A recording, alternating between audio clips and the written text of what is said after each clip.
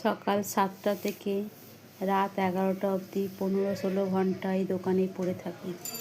একটা হাসি মুখ নিয়ে সারাদিন ঘরে প্রায় রাত্রে শুতে শুতে 1টা বাজে।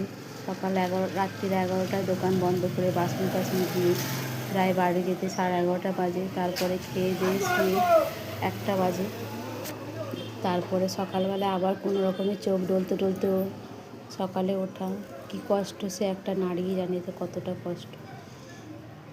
আর দোকান নিয়েছি, সারাক্ষণ তো না ভালো করে করলে ভালো করে চলবেও না।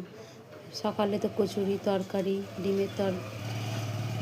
ডিম টোস্ট, তারপরে ডিম সেদ্ধ, ডিম ভাজা, এগুলো সকালের আইটেম। রাত্রেবেলা রুটি, তরকারি, মাংস। আর সন্ধেবেলার এখান থেকেই প্রায় 6টা 6:30টার পর থেকে এখানে রুটি খোঁজে।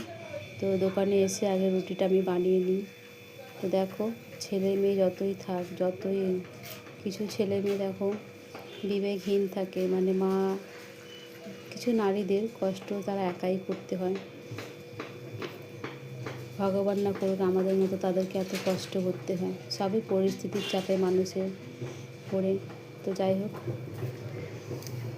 তোমাদের আশীর্বাদ। দেখো আমাকে অনেকে বলে তোমার কি কষ্ট হয় না সারাদিন?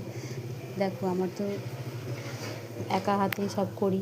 হ্যাঁ, কষ্ট হলে কী করবো, তখন বড় মাকে ডাকি, বড় মা তোমার মতো শক্তি দাও, তোমার মতো মনের জোর দাও, যাতে আমি এই দোকানটাকে নিজের আত্মবিশ্বাস, নিজের কষ্ট দিয়ে চালাতে পারি।